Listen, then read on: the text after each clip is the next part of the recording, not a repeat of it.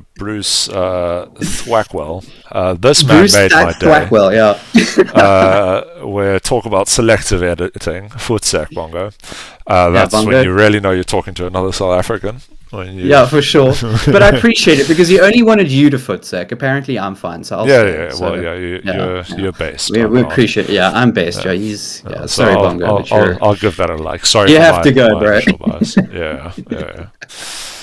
Okay, well, we're not going anywhere. It has been a little bit of a while since we started doing any recordings or videos, but I mean, you know, to be fair, it has been a hot minute mainly because of my life situation. absolutely. Obviously, I thought it would be a great time to be moving house and moving to a place that doesn't have internet, it seems. Yeah. So we haven't had much time. Well, yeah, that's a whole other thing. But I was just kind of impressed with how well the videos have been doing. Like the main reason why I feel like we do these is just we don't have a set plan for anything. We just always used to have these conversations, and we always felt like, well, hey, you know what? Let's just record them and see how they do. Yeah, you know? let's just record our conversations, have our little dipshittery moments, and then Yeah. see what happens when we post it online. And we haven't. Yeah, and to we be haven't fair, really. The last video, for some reason, everyone got very ass mad. Well, you know what? a little bit spicy up in the comments. But well, I enjoy it because like if people are spiced up enough about what we have to say to make some comments, then that's good for us. You know, that's a good thing. Yeah. And I always appreciate getting some feedback. I always appreciate seeing other people's opinions. I would say. So we thought we would go through them. Yeah, you know, and just kind of give our responses and our thoughts. Exactly. And if you manage to stick around long enough and actually watch this video, then and if you made a comment and you're watching this, then yeah, this is us responding directly to you. So yeah, which but second question, why are you here? Yeah, what drew you to us? We really want to know. You know? Like and subscribe. Why don't you? Yeah, for sure. While you're at it, we appreciate you here. We appreciate. And you know what? You can even leave a dislike because that helps us too. So yeah, we encourage. We encourage all kinds of engagement. Yes. 100%. So let's have a look at those. So the recap of that last video was we kind of did a bit of a. We sort of like briefly responded to the whole Renaldo Gouws or house thing that was going on, and we kind of came to the main decision at the end of the day that whatever the situation is, it's probably for the best that he be suspended. Yeah. And I think that the general feedback we got was like, okay, cool, but what about Julius Malema? Well, it was twofold. One, it was what about Julius Malema, and two, it was about me being a clip chimping idiot. Which okay, fine. Good job, Bongo. We did actually listen to the entire video. And the reason why we didn't include it was one, because none of you motherfuckers would be watching that anyway. But true. Secondly, we had actually said everything that we needed to say. I feel like we properly represented his argument. Well, okay, maybe actually. We're a little bit. Yeah, I feel like we got it down. Like, I didn't even need to watch the video to know what his whole spiel was. Yeah. So for full transparency, we actually recorded the main part of the segment first, and then we watched the video afterwards, because we'd seen like the initial bit and seen all the outrage and gave our opinions on it.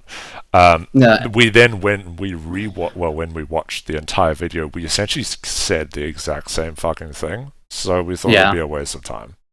And oddly enough, I feel like I regret it now, because we actually did go into the whole Malema situation. I think we did talk about it then, but we cut that whole part out of the video. Yeah. We didn't think it was relevant, but clearly it was. Clearly it was. So let's just do these comments like one by one. So I'll read one, you read one, and then let's see. So we'll start with the first one that I see, which is by the Nizza. It says, to ignore this or wait for the heat to die down would be to brush off the concerns of the majority black South Africans that fear, legitimately or not, what the DA has planned for them based on how many alleged racists are embedded silently in the ranks. Okay, so I think what they're saying is, yeah, okay, cool. There's still a bunch of racists that still are in the DA, which, it could be the case. Whether they do or do not exist, that's the perception.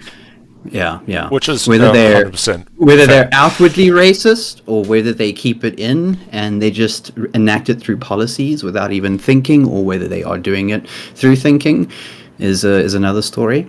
But at the end of the day, the commenter agreed with us, and they said, "You're right. This is about governing the whole country.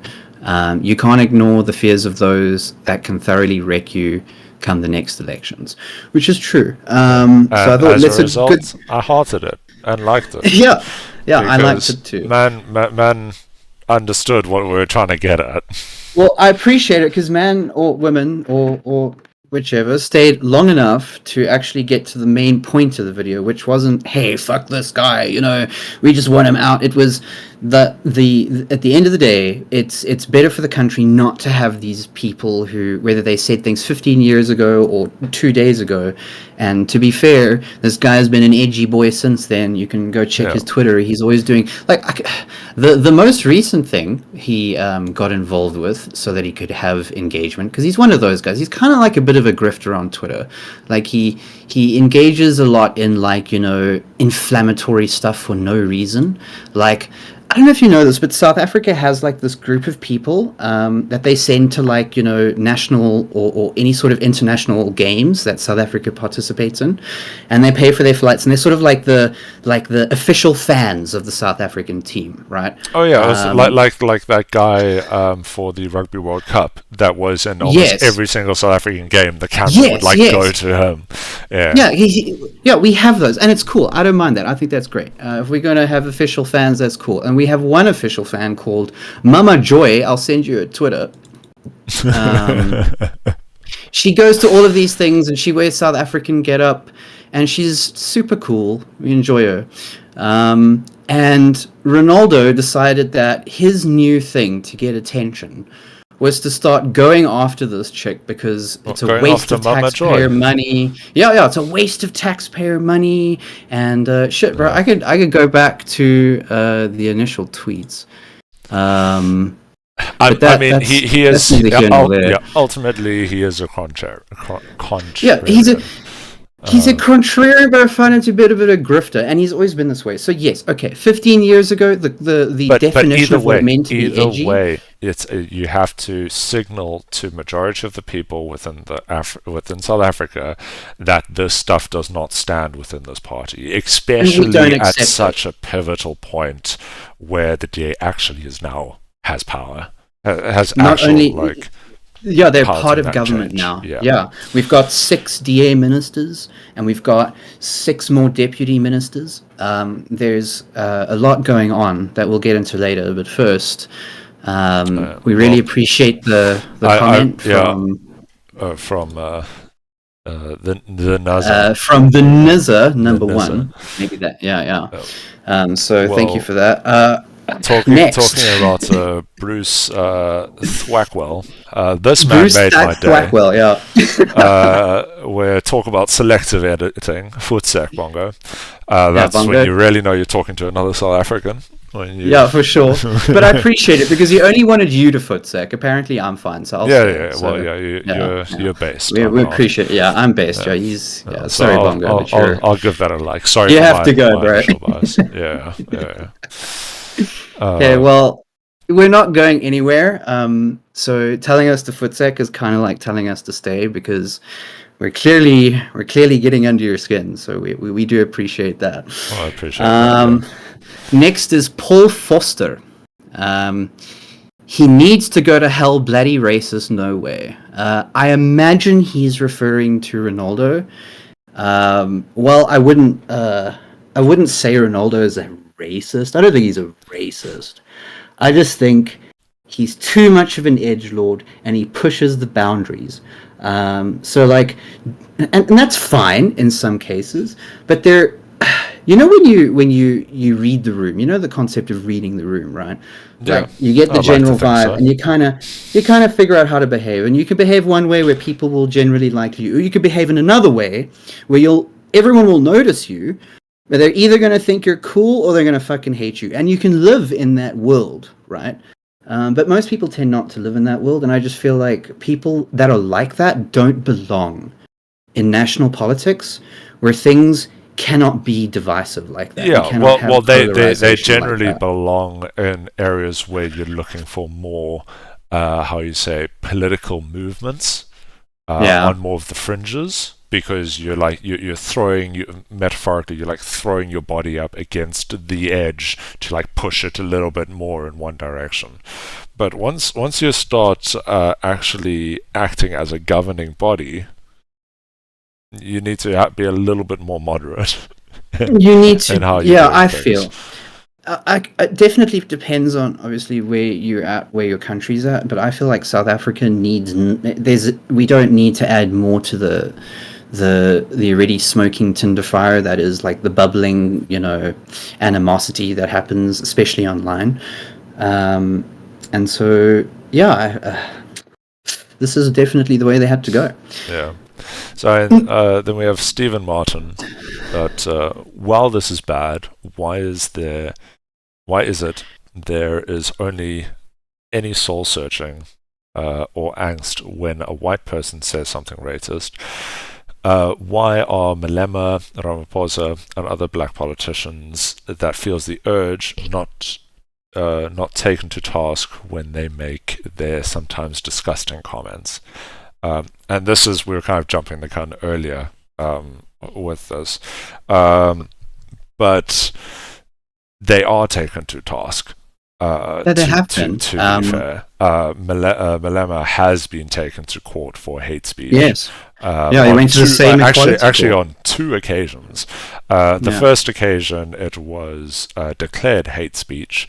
The second occasion, Kill the Boer song was declared as like a cultural heritage thing, but only within a very specific context. And that context that he was taken to court for was within that, but where the other contexts were hate speech.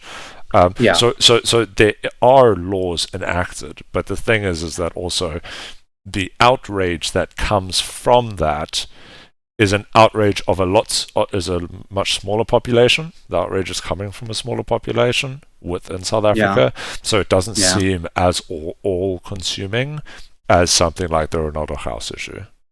Yeah, exactly. And to add to that, so like the Kill the Boer song on its own can be seen as a just a struggle song given for its time, and singing it within that context, or if you're doing like a play or like a TV show or something like that, and that is featured, that's fine. I don't have a problem with that. But when we looked at specifically Malema singing it when he was taken to court for racism, it was the context in which he used that song, and everyone knew that it was kind of like a dog whistle for his current politics. At the time, he was super always talking about white people this, white people that, so it's only fair that people would have come to the conclusion him singing Kill the Boer song is more in like, it's almost like a dog whistle at the time. And so him and we agree, like it's not like most of the comments here, like the general gist is what about Malema, but like we agree that Malema should be taken to court for the same reasons, and he should be removed or whatever power that he had at the time. And I'm pretty sure that he was kicked out of the ANC Youth League. I don't know, let's just double check why, but I'm pretty sure that he eventually started the EFF because he was kicked out of the ANC. So yeah, that's definitely, I don't know, it's kind of like, okay, cool, but we're not talking about Malema right now. Specifically, we're talking about this guy. And I do get that he was making the Malema point. Which he does. He does actually in the video. Yeah, he brings up Malema. If you watch it later on, that's the whole. Mind you, I put in the fucking comments. I will say, sorry, in the description of the video, I put a link to the entire video. So yeah, you can watch it yourself. You can watch it yourself. But he says. And to be fair, what the video was back from 2008, was it? I believe. Yeah, it's an old video. Lots of racial slurs. And one it's difficult to have that whole thing. Yeah, one of the points Renaldo Gouws raises is why hasn't Julius Malema been taken to court for the Kill the Boer song, which is why he was saying the inflammatory stuff at the beginning of the video. Why he made the video in the first place. And so it was kind of funny. Juju hadn't been taken to court then, but he was taken to court then I think a year or two later. So let's see. Why was he thrown out of the... Yeah, we can check that up. In the meantime, I just want to say, like, the funny thing is Renaldo Gouws' response to this whole thing was basically, I'm gonna read it out. So, let's just see. So a snippet of a video that I posted 16 years ago, back in 2009, when I was young and still a student, has been recycled and posted on social media over the last few days. I addressed the snippet in 2016 and again in 2020 when approached by the media when it was posted on social media. Articles on this can be Googled. This was at the time when the President Zuma and the youth leader Malema were singing songs about killing people based on their race. And I think it's fair to make that connection given the time. So, and then he says, before this and before these snippets were used publicly against me, I posted a lengthy Facebook post from 2013 in which I apologized for how I delivered the message in my videos, angry, hostile, and confrontational, and crass. And he goes on to say he refuses any claims of himself being racist, and he believes his message was distorted. I'm sure he would say that, but the thing is like, even if you look on Twitter, the argument he was making, what about Malema? You got to get the context. All this blah blah blah is the same things that even people were like saying is just like a bad argument. And he even apologized for making that video. He called it crass. He called it confrontational. So if anyone is today defending that video, maybe you gotta take a look at the source, because even he doesn't agree with you. Well, I mean, even in the video himself, he says what he has just done is crass and offensive. Exactly. So he agrees with that. Now, not even fair. With the recent statement. Like in the video himself, he says that. Now he can, again, and I'm going to reassert my point. I still, despite the fact that he even apologized and whatever, it has come to a point where it's out of his hands and it's out of the DA's hands, and they have only one option. They have to get rid of him because it's just too. It's too salty. It's bigger. It's bigger than him. It's bigger than him. Number one, and number two. It's not like he's stopped being an extremely disruptive and divisive figure. His online Twitter and social media continues to be that. Sure, he's not screaming the N-word at everyone or screaming the K-word at everyone, but he's definitely still a very like fiery and just divisive person. So and for the most ridiculous things, like that whole Mama Joy situation, it's just a bad look. Like to anyone who's just looking from the outside, it just looks like you're screaming for attention. And we don't need that in national government right now when things are as fragile and as volatile as they are. I mean, it wasn't an easy thing at all for any of these parties coming together to try and get their whole ministerial thing going in the first place. It took them a whole week delay because the negotiations were taking too long and people were just not happy with how things were going. So the fact that they cobbled it together... Yeah, if it takes him being dismissed from the DA to not have the EFF and MK as the coalition parties, I mean, that's a sacrifice I think every single person who would watch this video would agree with. Exactly. So thanks, Steve. We do agree that people should be... I don't know what Ramaphosa said about...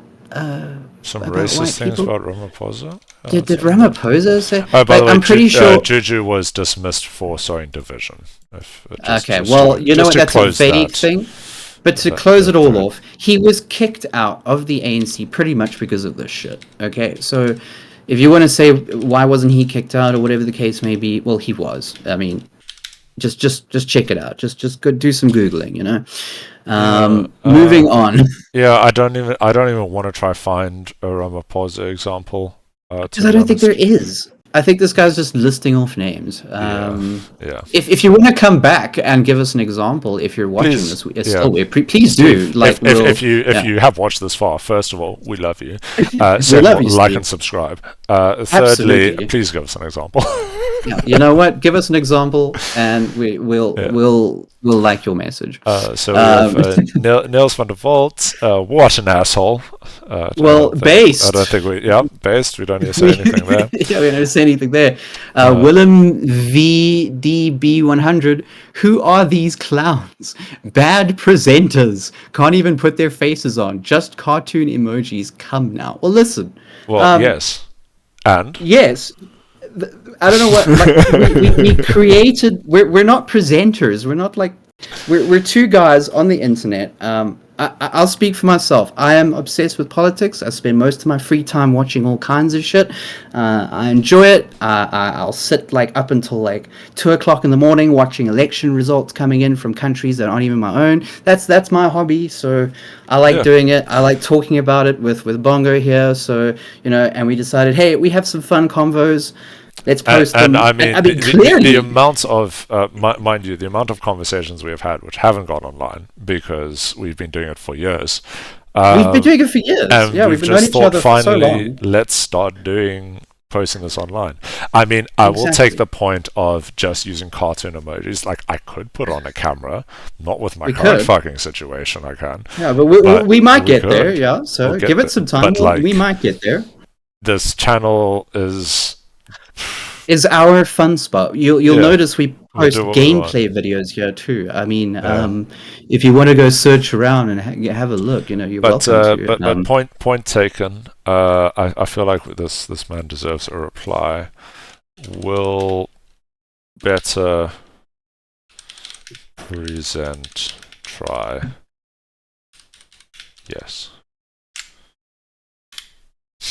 Yes, with a 4. Okay, cool. Right. Okay, so that's William. Thanks, or Willem. Thanks, Willem. We appreciate it. Like and subscribe. This is actually hold on. This is cathartic. I love this. And subscribe.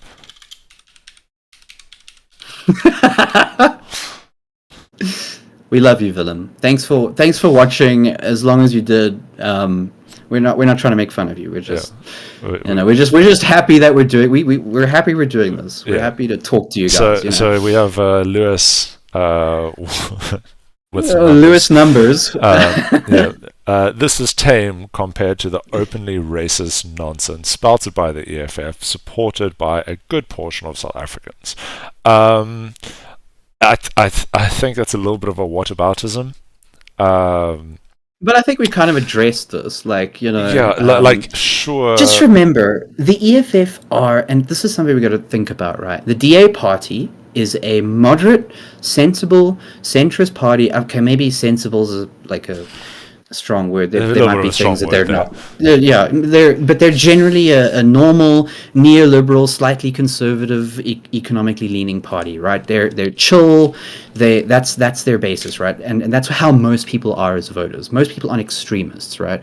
The EFF are by definition a communist party, okay? What they want to do is disrupt, so that nothing can happen, so that everything breaks down and they can rise from the ashes. That's how every communist fucking party works. They are a Marxist-Leninist communist party.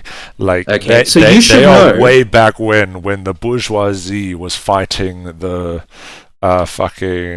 proletariat back in pre-Soviet Russia, pre-Soviet Union, It's those people. Honestly, that type of ideology. Exactly. And Lewis, what you're doing is you're holding these people to the same standards. And you shouldn't be, because they have totally different standards. And so if that's what they are and that's what they do, well, that's part of their party mandate. Why would they kick anyone out? Well, why would they kick out anyone for doing that? I think it's disgusting, and it's just what they do. But like it's in their framework, so like you can't hold them to the same standard. Yeah.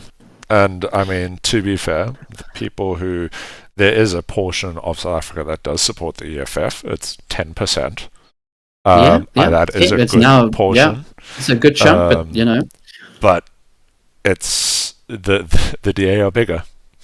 The DA are bigger. ANC is bigger. The IFP, well, they're not bigger, but like all of these GNU parties are bigger. They form over 60%. And they are they're what matters. So the EFF can sit on the opposition bench and make as much noise as they like, because that's what they do. I mean, in a similar vein, we have Lawton Webber. I butchered that name, but anyway. Linton Weaponeer. Which is, he says, Linton, if he has been suspended, then so should Juju. This is also on the EFF point. Juju was suspended from the ANC or Youth League, but that being said, Juju will not be suspended from the EFF because he is head of the EFF, which is pretty much what it's like asking. Yeah, it's like asking fucking MK to suspend Julius to suspend Zuma. Exactly. So, opposed to a MP. Oh, sorry, I'm in the UK. A parliamentarian within the party itself. It's a very different level of power. Yeah. So despite that, you've got Parliament, cool, but then you've also got the party. So we had a response to that, and I don't think Juju's going to suspend himself. So again, perfectly good example. Totally different standards, and then Paul Foster came back. Hello, Paul.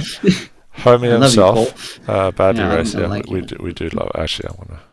We do agree. I think Juju needs to behave. He needs to behave. Okay, he better behave with his racist language. And to be fair, he has been whacked on the knuckles for hate speech.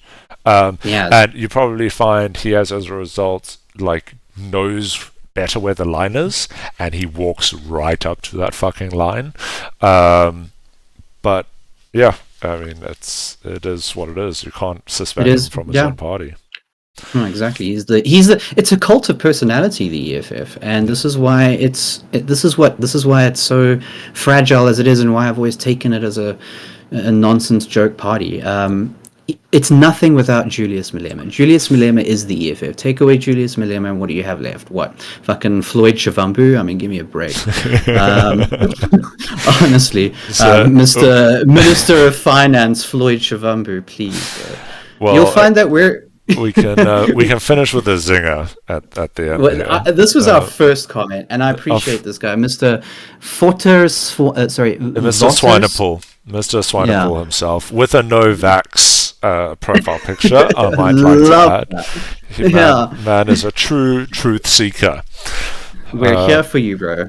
So he says, "What the fuck are you talking about? House uttered nothing racist. He merely pointed out nothing racist whatsoever. No. He merely pointed out black racism and how it is condoned within law enforcement, the government, the courts, and most importantly, the utterly racist and immoral Human Rights Commission." That's a big statement. That's a banger. All of the above, mannered by deployed racist ANC cadres. With the ANC's support having fallen below 50%, that is, of course, going to change soon, with black racists due to receive their deserved dues in the future. To be fair, they've already received, even with ANC as majority, we point to Juju again, going for hate speech laws. or being charged with hate speech. They are already being applied. I think it's a little bit tough to be applying it to both all law enforcement, the government, the courts, and the Human Rights Commission. The Human Rights Commission was brought in to try help with apartheid. So listen, I feel like we're going off into a whole. Yeah. There's so much going on in this comment. Listen, okay. What I wanted to point out is that Renaldo did utter racist things. Okay, whether or not he is a racist is a different story. Okay, so if someone is an outward racist who hates black people, that's one thing. But you can also have inadvertently be racist and say racist things, which is, trying to be edgy and screaming out literal statements like kill the K word. Like I think we can say that he did utter something a little racist there. A little, just a little bit on the racist side. Like if we wanted to be a little bit conservative about it, he's a little bit on the racist side. A little bit on the racist side of statements. One thing everyone's got to take people, I think people are maybe overplaying just how big a role the DA is going to be in this GNU, because when you say, okay, the ANC support has fallen below 50%, sure, but remember, these guys are the senior partners in government still, okay? The DA, the IFP, the PA, all those other dudes, they're just junior partners right now, okay? That's why the DA tried to strong-arm their way into government, and they found out it just wasn't going to work that way. The ANC still had double their support. So the ANC gets to choose the president, they get to choose the deputy president, and they get to choose even their speaker. The fact that the DA managed to get a deputy speaker in of itself is like, a really goodwill gesture sort of thing. They didn't have to give them, in fact, they didn't need to give them serious roles at all. So people just have to remember that. It's not like they all came into this partnership on equal footing. But yeah, there's going to be a lot of stuff to get this to work around. Yeah, here it is. This is what I'm looking for. Is the cabinet minister positions that the DA have gotten into? Yes, that's it. We can go on to this, but actually, yeah. Let's just look at it. Yeah, let's take a look at it now. So just to wrap it all up, thanks guys, we do appreciate you commenting on our video. I have to say, in all this time that we started uploading, I didn't expect I figured we would be uploading videos just for the hell of it, and I didn't expect the last 3 videos that we uploaded to do as well as they did. They completely blew our expectations out of the water every single time. Considering we've only been posting, at that point it's been for like a month. For a month, yeah. I know that my channel's been around for a while, but there's nothing posted on it besides just stupid gaming clips. So yeah, we were really surprised by this. And we love it. We're here for it. Yeah. But all in all, man did say racist stuff, and I think we've said this so many times. Exactly. And there are definitely problems within our government with corruption and even racism to both black and white people. But the DA are having to play a very difficult Game of Thrones almost now. Quite literally. Where they are needing to not fuck up. And speaking of that Game of Thrones, let's take a look at what they've achieved out of it. The DA national executive members. So I would say that. So we start with Mr. Steenhuisen. Just to set the record here. A few days before they announced the national ministry, the executive members, it almost looked like the DA was about to walk out of the GNU deal. Oh, really? A lot of there was a lot of bad. Dude, it was pretty bad, dude. The fact that Ramaphosa was able to get it all together, even despite the DA sort of having a bit of a wobble, they, I think, wanted finance and they wanted the deputy presidency to go to Steenhuisen.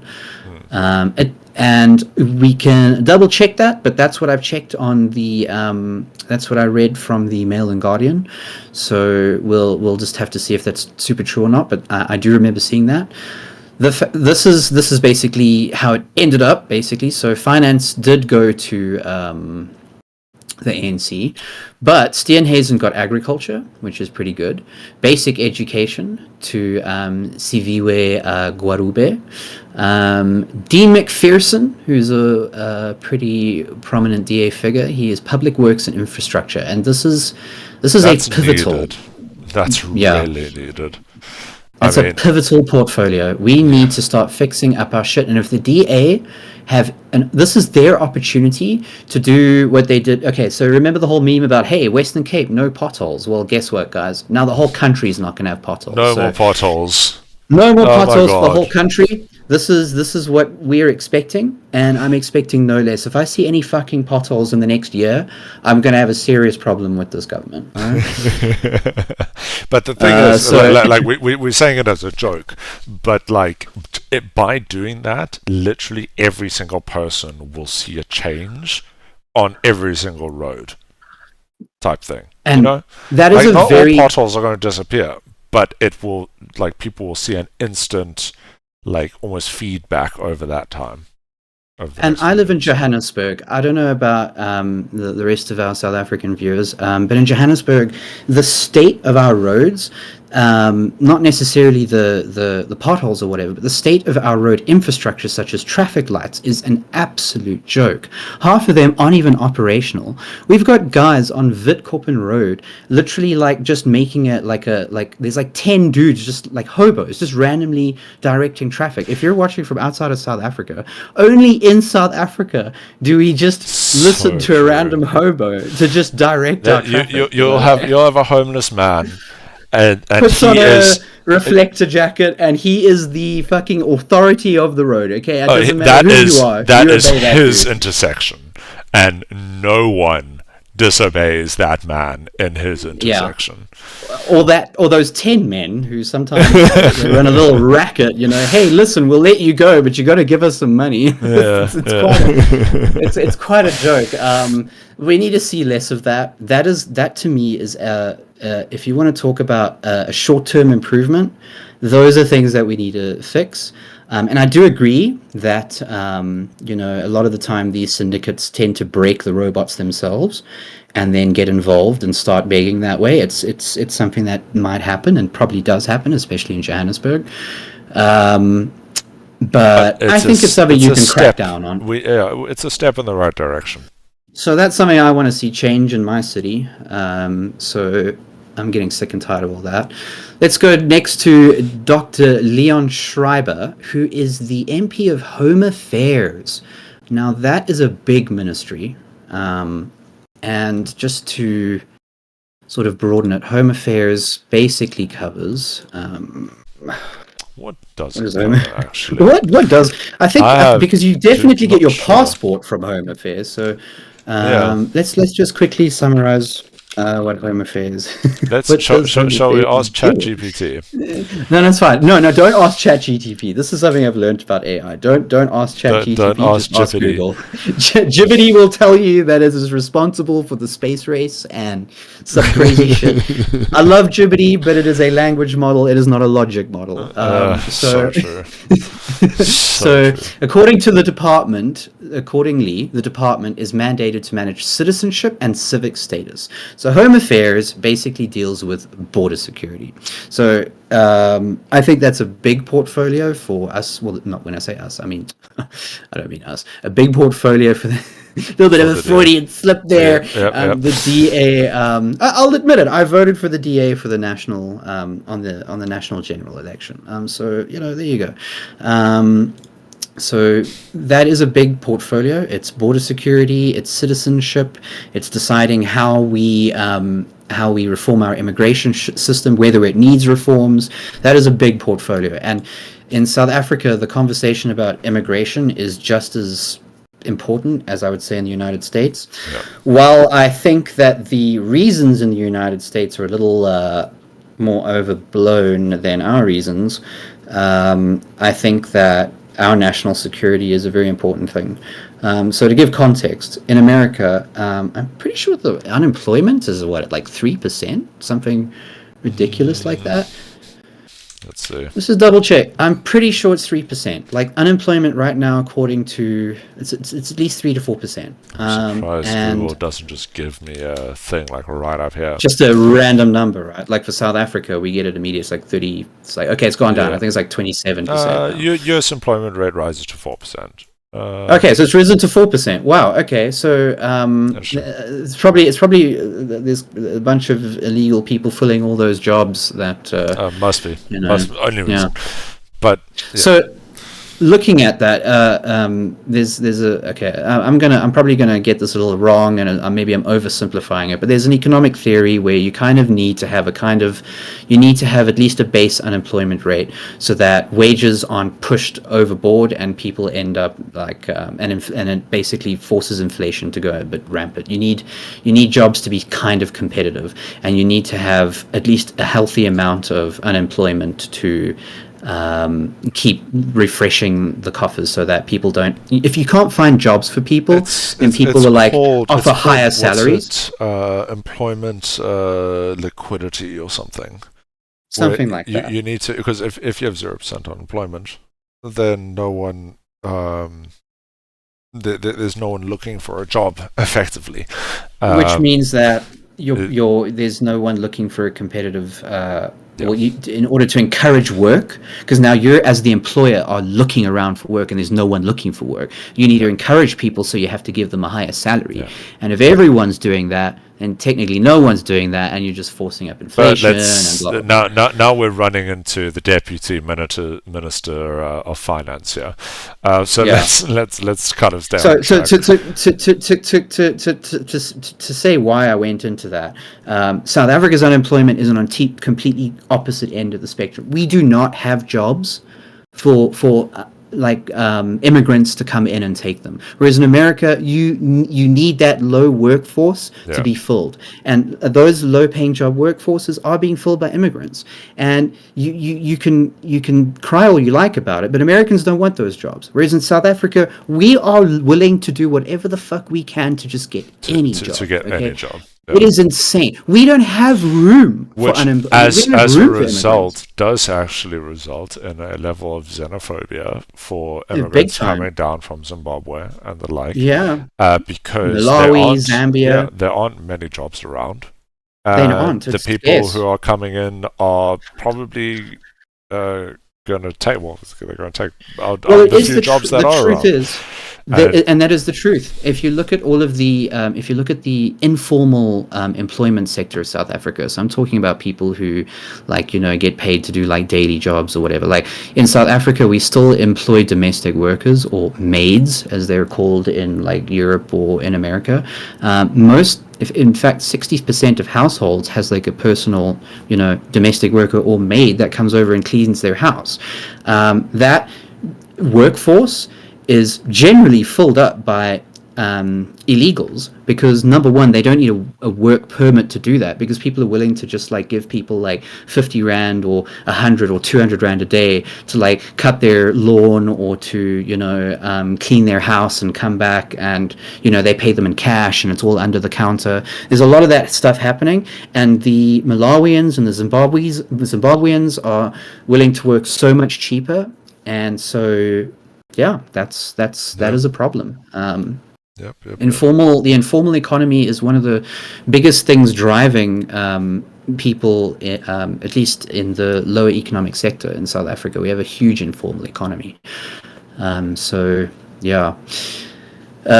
on to the next minister, we have, what did we have there? We've got, and you want to bring it up there, Bongo? We've got Dr. Dion George for forestry and fisheries and the environment. That's what I don't know. What's the DA's position on environmental concerns? Aren't they or do they talk about green emissions? And I don't know. I'm not 100% sure about that. No idea. South Africa DA.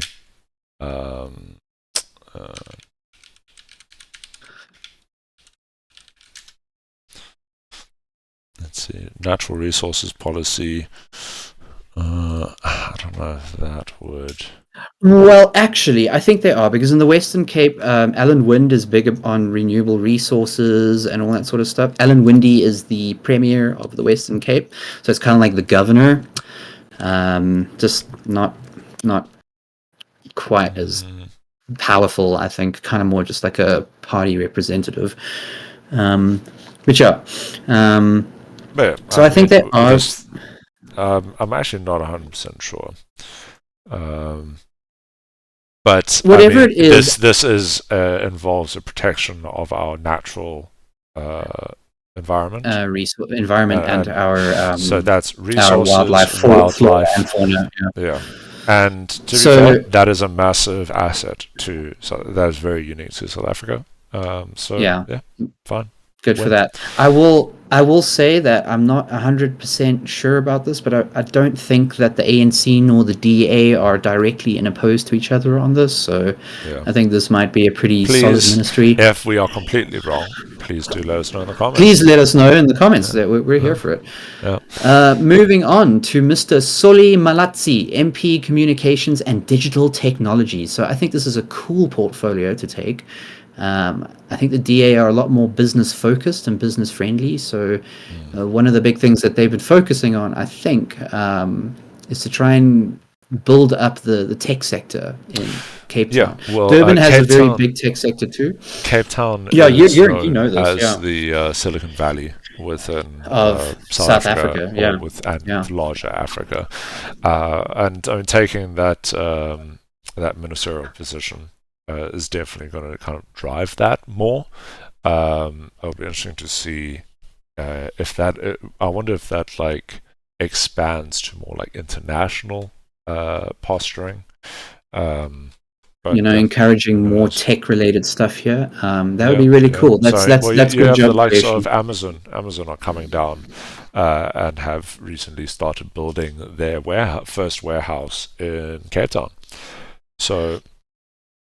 That's a good point. Yeah. So now we're going to just move on to the deputy ministers. They're not as essential. Like, not every portfolio has a deputy minister. So there's more ministers technically than deputy ministers, but because of the portfolio scope, it is important for there to be a deputy in certain.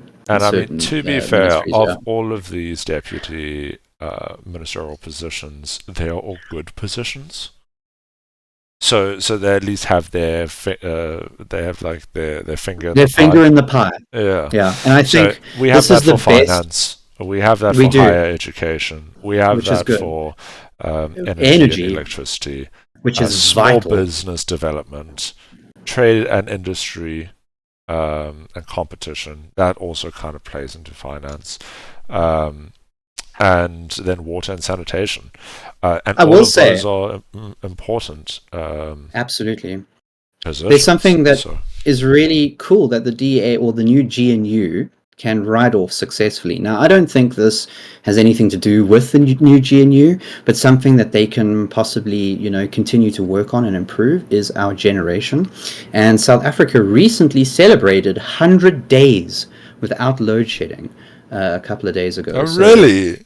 That is a very good thing.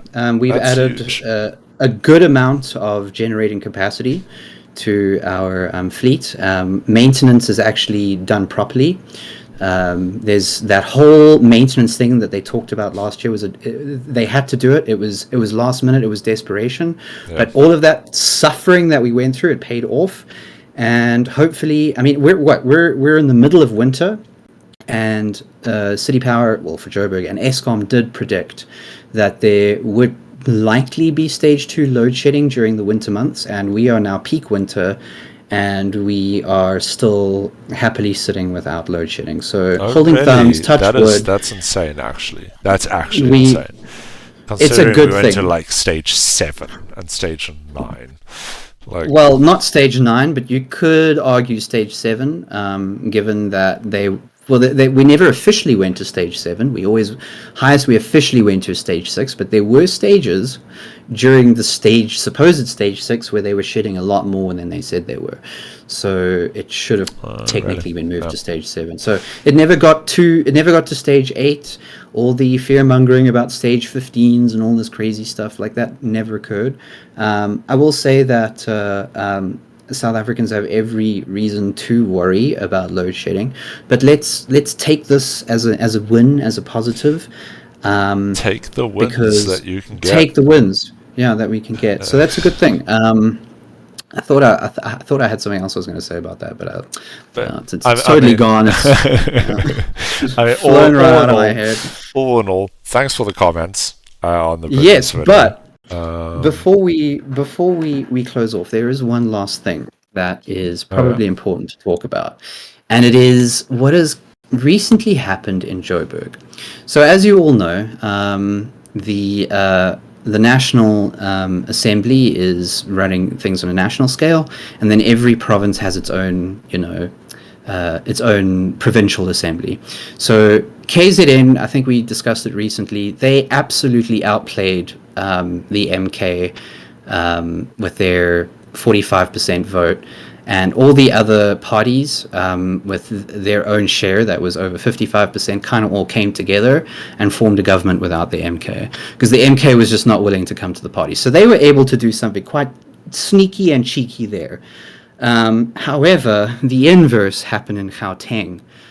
The ANC, the IFP, and the PA and the Rise Mzansi party all decided to get together and just form a government without the DA. So the Johannesburg provincial government has no DA representation whatsoever. And that, to me, is kind of like a tit for tat. Like, I don't think anyone who voted DA can complain about that if they supported what happened in KZN. Because, yes, the DA got, I think it was let's just check the votes again. Let's just open up that News 24 tab. Oh, you're putting me on the spot here. Quick old elections tab. Let's see how quickly I can find it. Just whip that up. No, just check News 24. Yeah, you got it. Scroll down. Election results. Yeah. Is this the one? No. No, go up. Go to where it says elections. Go up. Elections, and then election map results. Yeah. Then we check Gauteng, and you'll see that the DA won. Okay, so the DA got 26% of the vote in Gauteng. A clear second place. Okay. Yeah. The coalition was formed with the ANC, the IFP, the PA, scroll down, Rise Mzansi. I think there are a bunch of other parties, but it was enough for them to get a majority, or just over a majority, to go on without the DA. Now, I'm not sure why this occurred. I believe that it was possibly because the DA were demanding too much once again, and there was just no coming together. And so basically the Johannesburg provincial committee just said, hey, listen, we're going to have the election, whether the DA are part of it or not. This is our deadline. And then the DA chairperson for Gauteng basically said, well, listen, we're not going to be part of this government, so goodbye. And that's it. So no DA representation in Gauteng. And that is a little bit of a wrench in the works, because I don't know how this will affect the overall national story. Hopefully this isn't going to be too much of a big deal. But recently all the news has kind of just been... Let's see here. It's kind all of about that. Kasatu calls on Parliament to show moral fortitude against delinquent MPs. Nothing too serious. Just words flying around. But big bombshell for Johannesburg. I'll say that. I guess we'll have to see how that pans out in the future. Yeah. Who knows? Maybe it might be a good thing. We'll see. Yeah. But nonetheless, thanks again for watching. If you made it this far, feel free to like and subscribe. Yeah, we are surprised you've made it this far. Yeah, leave a comment and say. And say something, you made it to the end. Say something nice. Yeah, you made it to the end. Yeah. We appreciate you guys. And we appreciate the comments on the last video. Yep. Exactly. And again, we love you guys. Even if you don't agree with us, if you think we're a bunch of fucking idiots, that's great. Tell us. We want to know. We're a bunch of talking cartoons on the internet. Hell yeah. We'll get that Cameron soon, Willem. I promise you. Yeah. Soon we'll be the presenters you want us to be. So professional.